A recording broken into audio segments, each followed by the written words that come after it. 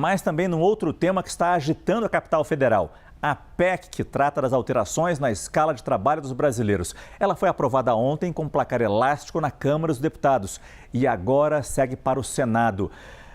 Por lá, o projeto deve enfrentar novos obstáculos com articulações de senadores da oposição, pressão do setor produtivo, tudo para atrasar a tramitação do texto ou até para substituí-lo. Quem tem as informações desse dia quente no Congresso Nacional é a repórter Carol Rosito, que fala com a gente ao vivo de Brasília. Carol, boa noite.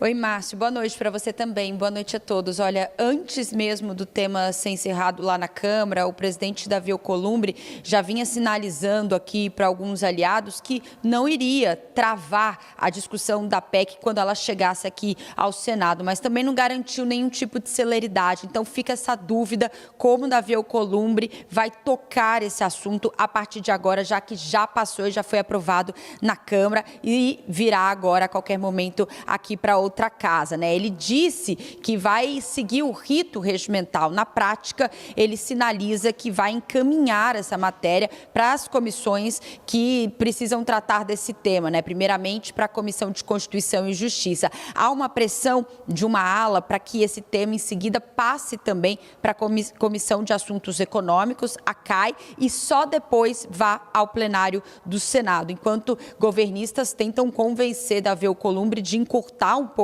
essa tramitação e levar depois da CCJ direto para o plenário. Fato é que ele ainda não sinalizou como é que vai ser esse calendário. A expectativa é que na semana que vem ele converse com os líderes, chame os líderes partidários para definir esse cronograma, né? Isso de fato vai ser rápido, como desejam os governistas, ou se vai levar mais tempo. A gente acompanhou essa semana uma reunião importante envolvendo empresários e também senadores da oposição que fizeram esse apelo para que esse assunto fosse discutido depois das eleições. Alcolumbre também não deu uma resposta sobre isso. O fato é que o texto já passou na Câmara dos Deputados, prevê uma transição de 14 meses para entrar em vigor completamente essa redução da jornada de trabalho, passando de 44 horas para 40 horas semanais, com uma escala 5x2. Importante a gente lembrar isso, porque lá na Câmara dos Deputados, aos 45 do segundo tempo, a gente viu aquela movimentação também do PL, tentando colocar o texto de Érica Hilton, defendendo a escala 4x3, né? Segundo a própria autora, teria sido uma manobra ali para atrapalhar as discussões, e a oposição aqui ainda não se manifestou para ver se vai trazer ou não também esse debate do 4x3 por aqui. A gente segue acompanhando de perto. Volto com você. Muito obrigado, Carol Rosito, que nos explicou um pouco das manobras que surgiram lá na Câmara dos Deputados. A questão é que essas manobras podem continuar sim no Senado. Ao mesmo tempo em que a proposta de emenda à Constituição, que acaba com a escala 6x1, foi aprovada na Câmara, a oposição protocolou uma outra PEC no Senado que trata também de mudanças na escala de trabalho. E o projeto, que não fala em redução de horas trabalhadas, mas sim flexibilização da jornada mediante acordos individuais entre empregado e empregador, parece ter o apoio de boa parte dos senadores. Para explicar melhor essa PEC e falar sobre as chances dela prosperar no Senado, está de volta agora no estúdio o analista de política Caio Junqueira. É uma proposta bastante diferente da que veio da Câmara, né, Caio? Sim, Márcio, interessante como já estava no cronograma da oposição, principalmente, essa PEC. Ela foi protocolada nessa madrugada, né? Foi protocolada às 3, 4 da manhã. A hora que eu acordei, eu já tinha recebido, e aí a gente pôde entender melhor essa movimentação. É a PEC 12 de 2026, protocolada nessa madrugada, 28 de maio.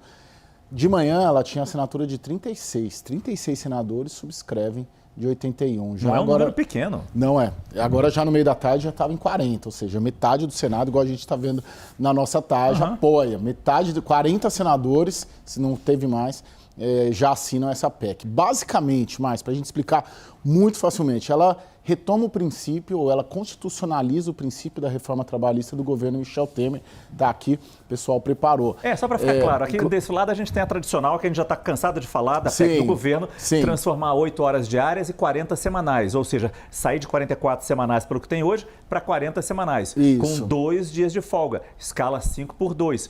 14 meses de transição, 60 dias depois da promulgação, já vem uma redução de 2 horas, ou seja, cai de 44 para 42 horas semanais de trabalho, e depois de um ano dessa promulgação, a gente já pode ter as outras 2 horas completando as 40 horas semanais. Isso. A novidade apresentada de sopetão pela oposição lá no Senado é bem diferente como a gente está falando. Principalmente isso aqui, Márcio, contrato individual sobre o acordo coletivo, né?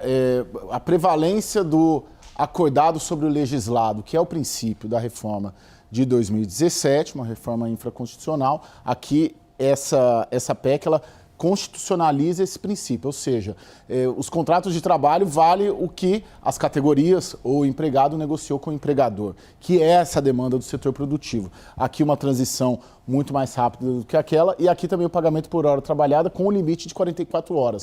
Ou seja, na prática, essa PEC 12 de 2026, protocolada nessa madrugada por 40 senadores agora, apoiada por metade do Senado, ela constitucionaliza da forma como está hoje. Né?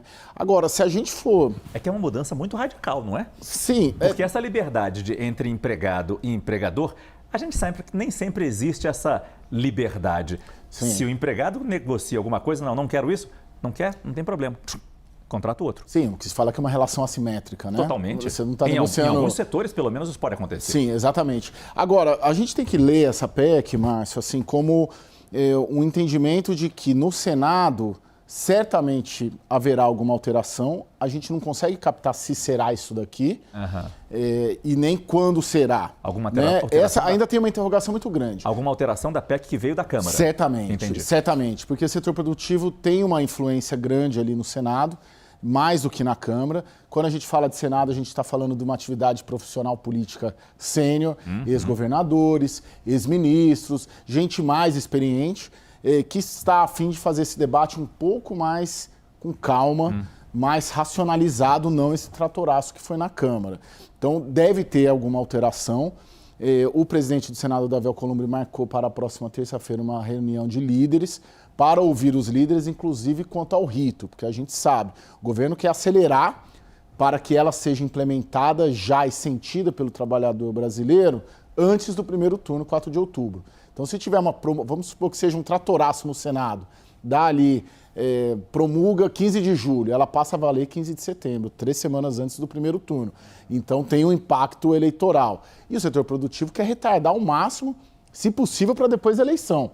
E, se possível, se ganha a oposição, rever todo esse processo. Então, tem calendários diferentes e o presidente do Senado, Davi Alcolumbre, disse que vai pôr para votar. Agora tem uma interrogação, o rito e o que vai pôr para votar, e aí a gente tem que ficar de olho também o relator. Quem será o relator? Tem muitos candidatos à relatoria, da esquerda, do centro e da direita. Também o relator vai ser uma indicação clara para a gente do que vai sair do Senado. Muita coisa para ficar atento nessa questão, neste momento, no Congresso Nacional. Muito obrigado, Caio Junqueira. Eu converso também com a Jussara Soares. Jussara, enquanto isso, na Câmara, o presidente Hugo Motta já colhe os frutos da aprovação da PEC com uma larga vantagem, como a gente viu ontem no fim da noite. E ele foi muito responsável por essa aprovação, né? A parceria, digamos assim, que ele fez com o presidente Lula foi fundamental para esse sucesso, se a gente olha para essa PEC da maneira como ela foi aprovada na Câmara. É isso, Márcio. O futuro da PEC que acaba com a escala 6x1, o futuro vai ser discutido lá no Senado. Ainda tem um longo caminho pela frente. Mas na Câmara de Deputados já dá para dizer que isso é um marco importante para a presidência de Hugo Motta. A gente lembra que Hugo Motta, ele foi eleito com votos da direita e da esquerda. A gente cobriu a posse dele, inclusive, aqui juntos em Brasília. E ele ficou o tempo inteiro se equilibrando, né?